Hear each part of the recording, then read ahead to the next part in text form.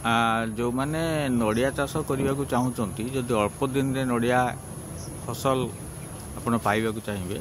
ताले ये जो नड़िया गछ अच्छी रेड नड़िया ये हूँ थाई रेड या किणवे ड्वार्फ भेराइटी ये आपणकर 3 वर्ष भितर फल फलिबा आरंभ कर ना अति बेसी आउ गोटे वर्ष धरतु 4 वर्ष नड़िया फल किंतु ताकू जत्न टिके नबार अच्छी प्रति वर्ष सार खत टिके दवाक पड़ो 100 ग्राम DAP 50 ग्राम पोटास किछि खत आपणकर गोबर खत हो जिया खत हो ता संगे लुण टिके